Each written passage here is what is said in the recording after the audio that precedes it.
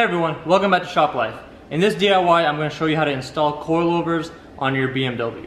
So this is the E46 we have here. We're going to be installing these ST coilovers. I'm going to link the owner's information down below. His name is Evan. If you watch some of the vlogs and stuff, he was on the vlog when we went to Bimmerfest all together. But yeah, so his car, I've done a few things on it. Put in all new brake calipers, brake pads, all that. Install his front bumper for him. It's a CSL bumper. And install his angel eyes as well. So yeah, I've just did a few things on his car. Now we're finally gonna put some coilovers on it. So right now it is lowered on springs. I went ahead and jacked it up with the lift. But obviously to start the DIY, make sure you jack the car up, make sure it's secure with jack stands. And you wanna have at least a little bit of height, so put it on like the first click or second click on the jack stand. That way you have enough space to get underneath, to get that shock bolt off, and to even push down on the front. You'll see what I'm talking about. So first, obviously we're gonna begin by taking off all the wheels. So here are the coilovers that we're going to be installing. These are made by ST Suspensions. This specific kit does come with camber plates as well. So we've got that, we've got the rear shocks. Evan also ordered some reinforcement plates for the front struts. I would highly recommend this, even if you're just doing a normal strut replacement or just putting different types of springs. Definitely get these reinforcement plates. He also got new mounts with reinforcements for the mounts as well, for the back. And I would also recommend that as well. And anytime you lower your car, you also want to put lowering sway bar links in the front. The rear doesn't really matter on these cars, but definitely for the front you want lowering links. Then we've got the rear springs and the rear adjusters. So first what I would recommend doing is get the adjusters to the height that you want somewhat. So for these, I've got them both set at 8 turns. The way I did that was I just looked at the numbers, lined them up, and each time the number passed, I counted 1 turn. So I got it up to 8 turns. We're going to do a height adjustment at the very end, but for now I just went and did this as a preliminary set. And then I'm going to also do that for the front. Right now it's pretty much maxed out at the lowest setting. So once I have these installed, I'll raise them up a couple of turns as well. Let's go ahead and pull the wheels off, and then we're going to start with the rear. The rear is a lot easier, so we'll start off there, and then we'll go to the front.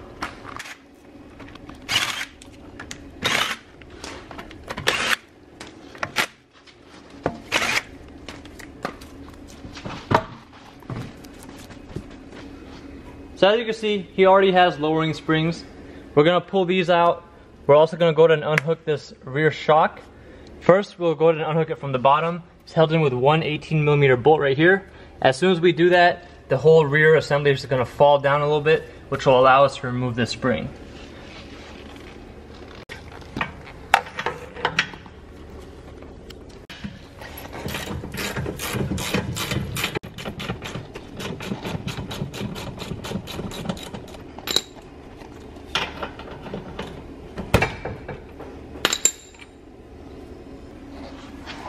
You saw how the whole rear assembly dropped down? You can push it down a little more to get the spring out.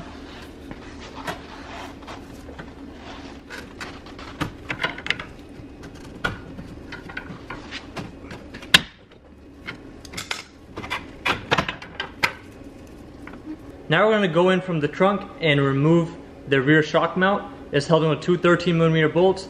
Once we pull that off, the whole rear shock should just fall down. So we're going to start off with this side. Just pull the carpet out.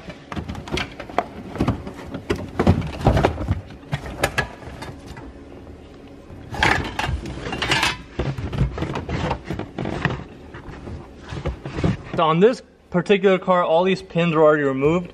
But if your car hasn't been touched before, remove all the push pins. There's one right here, one on the top. So just look on the carpet itself and you'll see where all the push pins are. You can also go ahead and lift up the carpet from the bottom, lift up this section right here, and that will allow you to just lift it up a little bit higher and pull it off.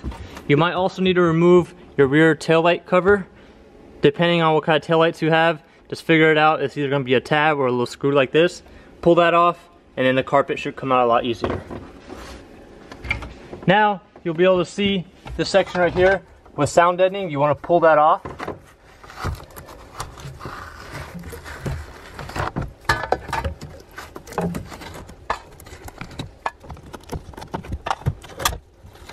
With the sound deadening out of the way, you can see the two 13mm nuts holding in the rear shock.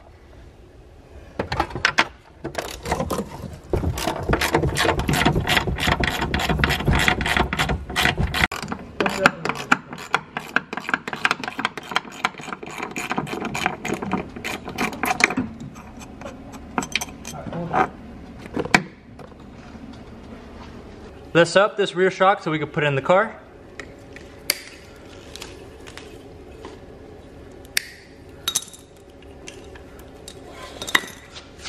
This one in particular comes with a bump stop and the cover already. If you don't have one, you can reuse your old one or you can buy a new set. Alright, so depending on your shock mount kit that you get, yours might be a little bit different. Like the one that's from factory is a little different and the whole mounting mechanism is a little different. If you get the stock ones, just follow the same way that it was set up on the stock one.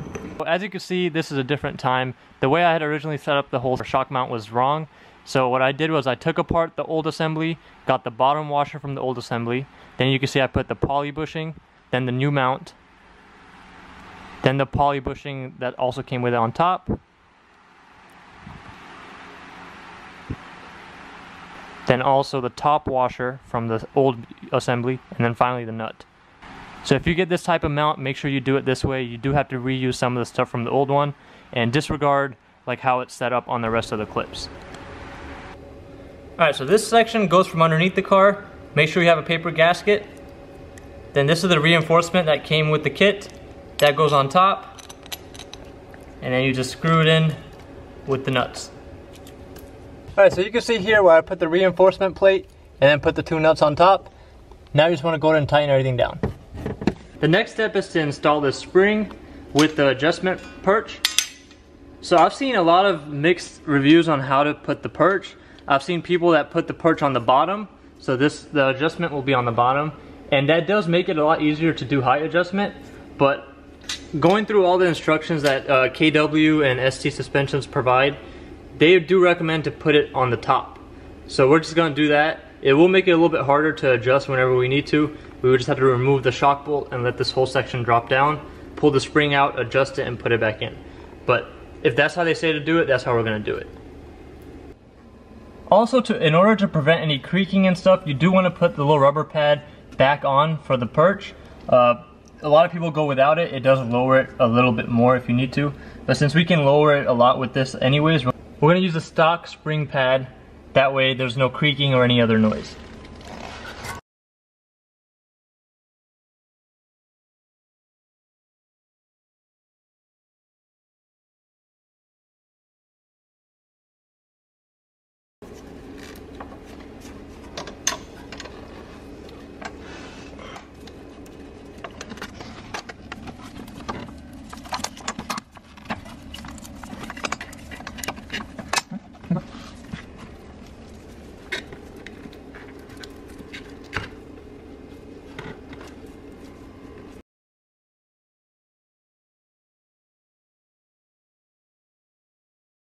I put a jack underneath the ball joint.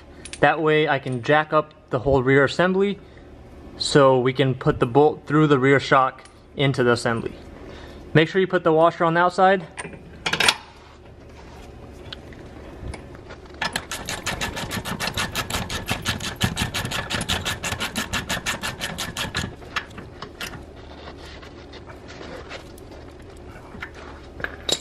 With everything nice and tight, you can pull the jack out.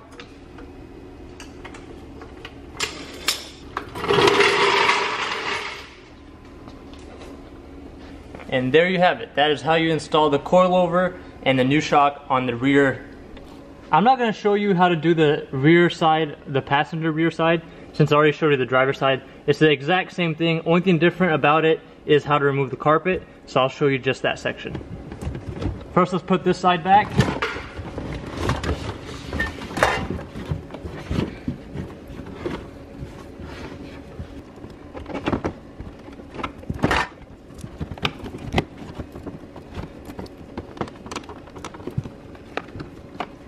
Now on the passenger side, we're going to pull the carpet off. Same thing, make sure you take out the pins, there's one up there. And then you might need to remove this depending on if someone's ever pulled it out or not. This one's already pulled out a little bit, but the main section here is this emergency fuel release. So let's pull this out a little bit.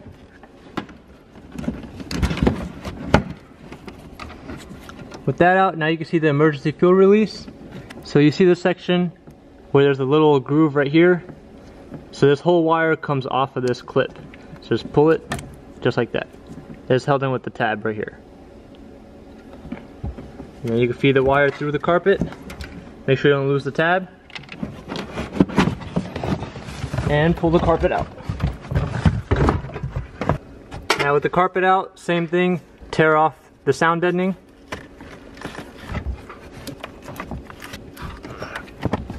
Once you have access to both 13mm nuts, go ahead and pull those off and follow the same instructions as the other side.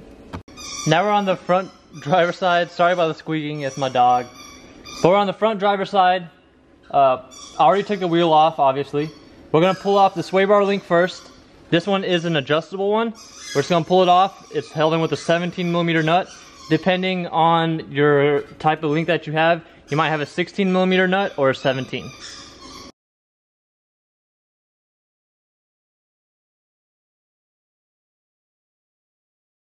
If you do have a stock sway bar link, you would end up having to hold the back of the link with an open-ended wrench. Usually it's going to be a 16mm open-ended wrench. Hold the back section, and that way you could pull the nut off without the whole joint turning.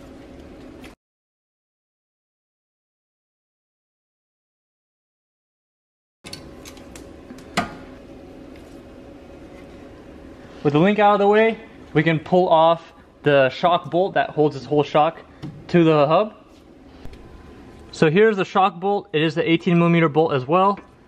Once you start loosening it, you don't have to pull it out all the way. Once you start loosening it, it'll release the pinch. The whole hub assembly will start to fall down. Once it slides off of the strut completely, then you can remove the 3 13mm nuts on the top and pull the whole strut assembly out.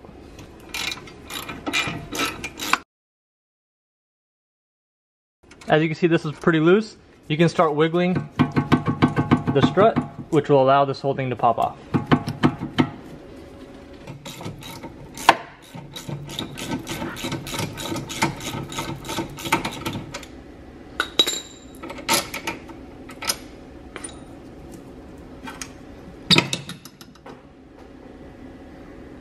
So as you see, that's how it pops out. In some cases, you might end up having to remove the whole bolt. You usually don't, but this case we did have to. Now with that out, you want to try and make sure there's not too much pressure on any of these lines. To get the strut to fall out the rest of the way, you have to remove these 3 13mm nuts.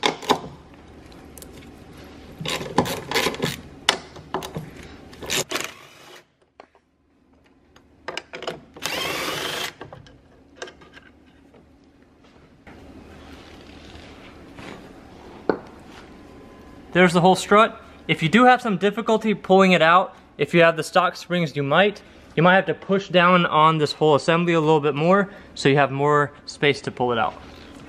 So depending on the type of coilover kit that you buy, it may or may not come with camber plates. This one came with camber plates. They're already tightened down on the coilover itself.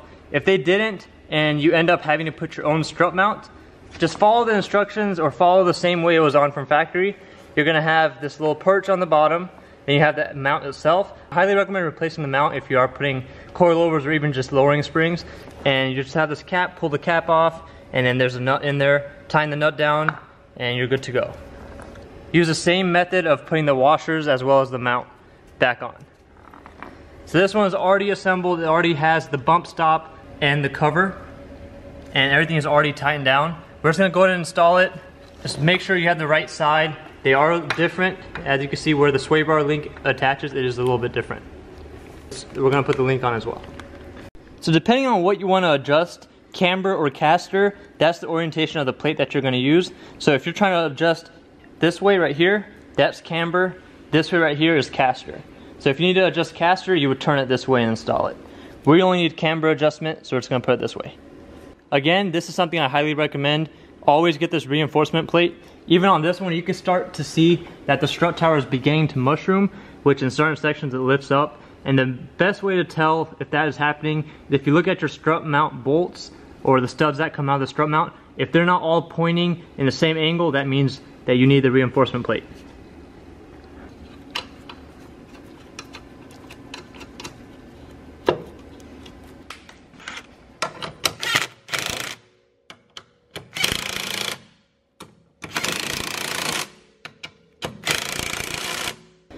Now you want to make sure that there is a dowel on the back right here. that has to slide in to the section on the hub itself. So don't forget that. Otherwise, if you don't, you're gonna chip this dowel off, and then your coilover is gonna be free to turn even when it's pinched in.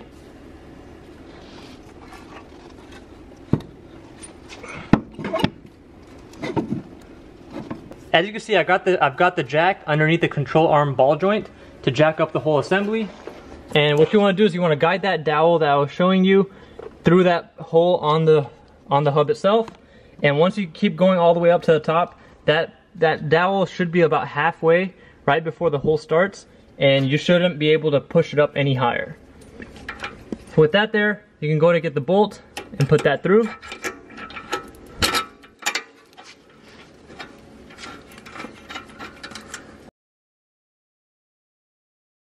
If you are changing your end links, you also have to remove them from the sway bar itself.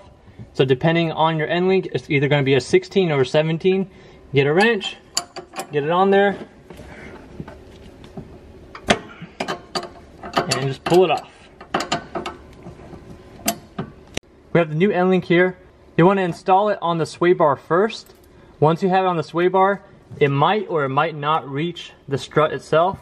If it doesn't, that means you're going to have to go on the other side and remove the old link on that side first. That way you can move around the sway bar to get it to the right height, and then go ahead and put the link on the strut.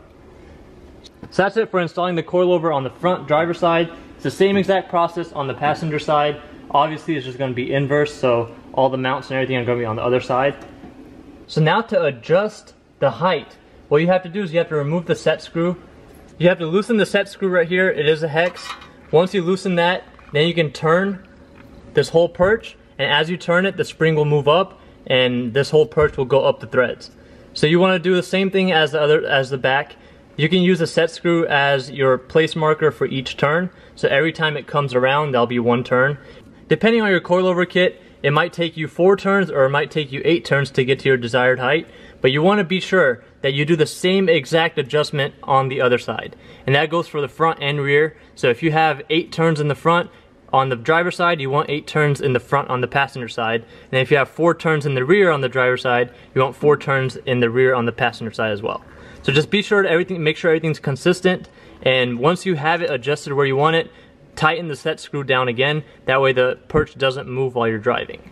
One thing about coilovers, depending on your kit, you might hear some creaking or some kind of squeaking noise when you do turn, and that is absolutely normal. And the only way to prevent that is you can put a little bit of grease. I like to put anti-seize on the actual threads for both perches, depending on where you live. In California, we're not really going to have any rust or anything like that, so it's not really required. But in other states, you might want to put some kind of anti-seize or some kind of corrosive protectant. Alright, so that's it for this DIY. I know it's pretty short. I was just trying to cover the basics of installing the coilovers. If you guys want a video on how to do height adjustment in more detail, be sure to leave a comment down below. I've got these same coilovers on my car without the camber kit, and I can truly say they are really good. I've had them on there for almost 2 years. I've driven cross country with them, and with these really horrible roads in Los Angeles, I've driven over all these potholes and stuff, and they've held up really well. They ride really good, and they were actually not that expensive. When I got them, they had a rebate going. I got them for 800 bucks. I'm sure this kit was a little bit more expensive with the camber plates, but just keep shopping around until you find a good set. And these coilovers are made by KW, and KW is a very reputable coilover brand and suspension brand. So they are really good quality, they have good warranty, good customer service. So be sure, if you are looking for a set of coilovers, be sure to consider the ST suspension ones.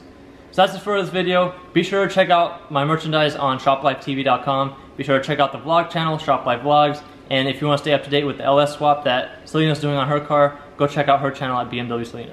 Thanks for watching, everybody.